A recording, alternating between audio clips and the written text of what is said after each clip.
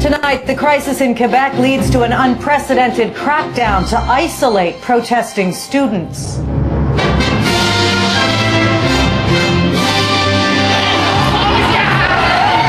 Class dismissed after a campus rush. We are going to bring them to court. We really do not care. As the province lays down a new law.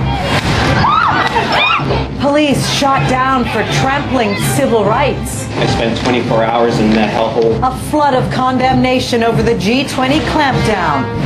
And the art of restoring a Canadian original. I don't know of another project like this happening on the globe right now. From stem to stern, the special skills to revive a national symbol.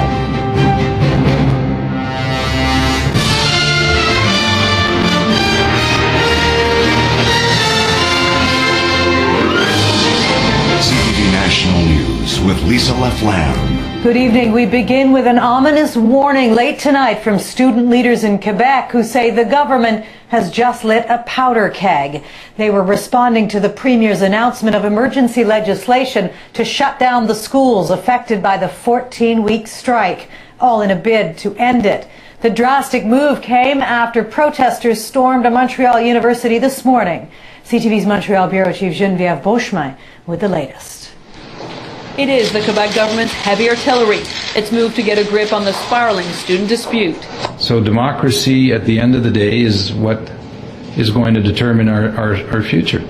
It is not going to be intimidation, and it is certainly not going to be violence. The law, when it is tabled, will change the school calendar, suspending sessions until August for some striking colleges and university faculty. An opportunity for people to cool down, take a breath, look at the overall situation. We're suspending the session. We're going to return in August. And while the details are still unclear, the Premier suggested it will also crack down on civil disobedience. On demonstrators blocking entrances to colleges and universities. It's all to stop events like these. At the University of Quebec in Montreal, law students say they voted to go back to class, and the university was granted an injunction. I'm trying to have a future. But today, demonstrators burst in and interrupted lectures, ordering an end to the lessons. These are years and years of hard work that we put towards our education that can't even be respected. There has been an escalation, too, in public tension. Yelling matches have repeatedly erupted with demonstrators as Montrealers face daily protests that disrupt traffic, shut down buildings for hours. But student groups had urged Premier Jean Charest to end the dispute with negotiation, not a special law, saying that could pour oil on the fire. I think that a good family father doesn't call the police to come inside his home to solve the crisis with his kid. He's talking to his kids. But late tonight, the government says talks have come to a dead end. In very good faith, we've extended a hand many times and had it turned down. But demonstrators say they will keep on taking to the streets to show Charest just how they feel about the tuition fee hikes and also just how they feel about his special law now. Lisa. Geneviève Beauchemin back with the protesters tonight on the streets of Montreal. The violent protests at the G20 summit that gave Toronto a black eye 2 years ago gave police a bruising today. An independent watchdog examined hours of videotaped evidence and investigated hundreds of complaints. The final report concludes rights were violated and laws were broken by those supposed to enforce them. CTV's Seamus O'Regan has the damning details. It was the largest domestic security operation this country has ever seen, involving 21,000 personnel, but it resulted in the largest mass arrest in Canadian history. 2 years later, an investigation by Toronto's Independent Police Review Board issued its findings. The common themes were allegations of unlawful searches, unlawful arrests, excessive use of force. The level of force used, the report found, was higher than the general public had ever witnessed before. A mass arrest of 260 protesters and the raid of a university residence at gunpoint were both deemed unlawful. The arbitrary investigation of anyone carrying a backpack, a gas mask, or wearing a bandana ignored basic rights citizens have under the Charter.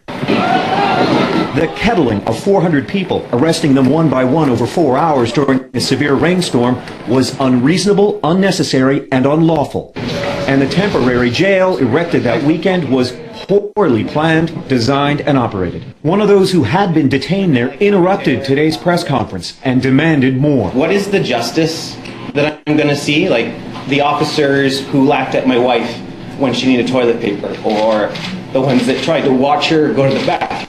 I've been waiting for 2 years. Is anyone's head going to roll for what happened? Chief Bill Blair admits mistakes did happen, but said he would await the findings of upcoming police tribunals. I am quite prepared to hold people accountable for their conduct.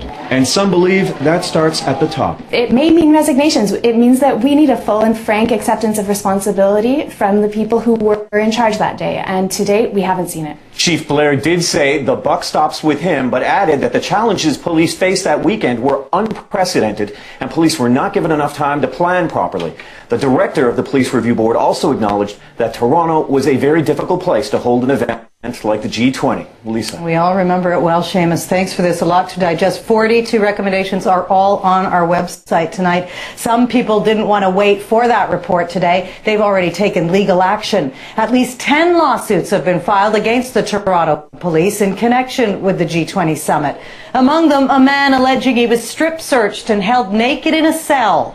A woman who says she was arrested for blowing bubbles, the officer calling it assault. A man claiming his shoulder was broken during his arrest and was denied proper care. And the biggest lawsuit, a class action representing 800 people seeking $45 million in damages. NDP leader Thomas Mulcair is in the middle of a national squabble tonight, a political divide that splits east and west. Mulcair's theory, the Alberta oil sands are keeping the Canadian dollar artificially high and eroding the manufacturing sector. He's sticking to it despite evidence to the contrary. Today, the loonie fell more than half a cent to settle at a 4-month low. But Mulcair says it's still bad for business, enough to rile Western premiers. CTV's Richard Madden has that story.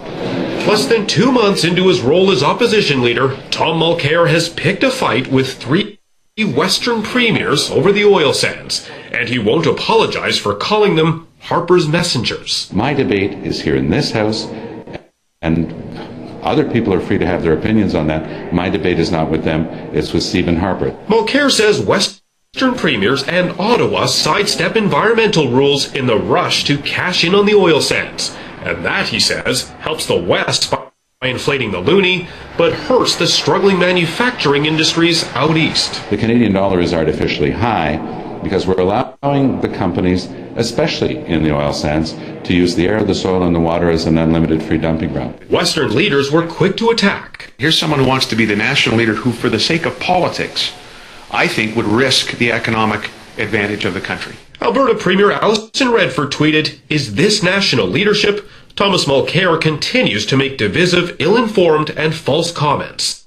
I just don't think it's right for someone who aspires to be the leader of the country to be making comments that try to pit one region of the country against another. Tories accuse Mulcair of turning Western prosperity into a political wedge issue. Perhaps he's trying to protect his base.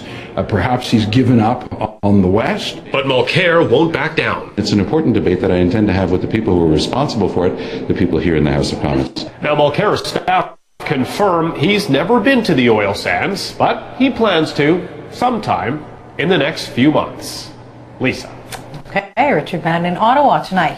Finance Minister Jim Flaherty had some advice for Europe today. He urged the central bank to keep the money flowing to Greece. He said cutting off the supply now is a step in the wrong direction. But people there are scared, and this week they withdrew $900 million in savings.